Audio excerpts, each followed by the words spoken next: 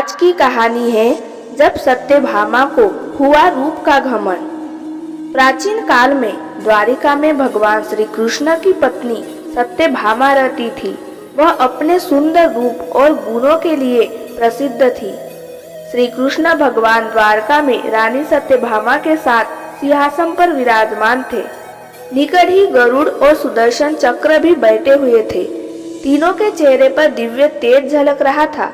बातों ही बातों में रानी सत्यभामा ने श्री कृष्ण से पूछा कि हे प्रभु, आपने त्रेता युग में राम के रूप में अवतार लिया था।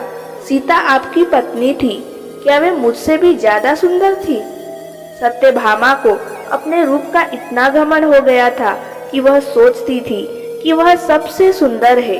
वह अपने पति भगवान श्री कृष्ण के सामने भी अपने रूप का बखान करती थी।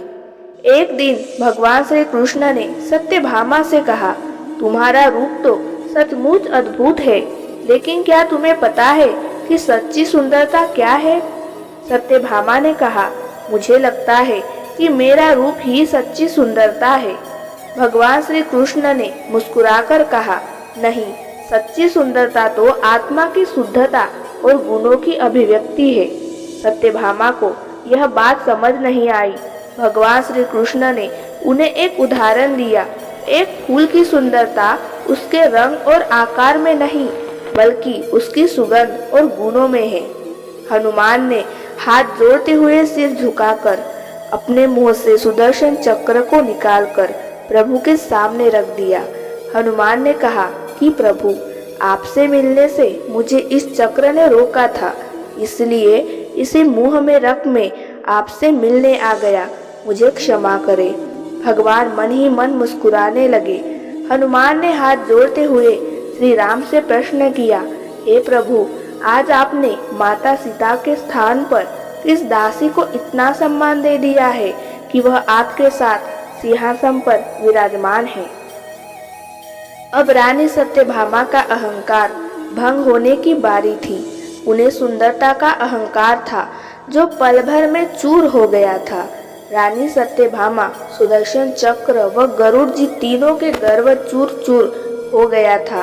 वे भगवान की लीला समझ रहे थे। तीनों की आंखों से आंसू बहने लगे और वे भगवान के चरणों में झुक गए। सत्यभामा को यह बात समझ में आई और उन्होंने अपने घमंड को त्याग दिया।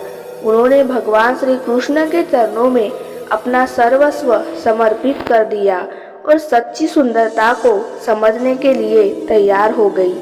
अद्भुत लीला है प्रभु की, अपने भक्तों के अहंकार को अपने भक्तों द्वारा ही दूर किया। जीवन में कभी भी अहंकार नहीं करना चाहिए।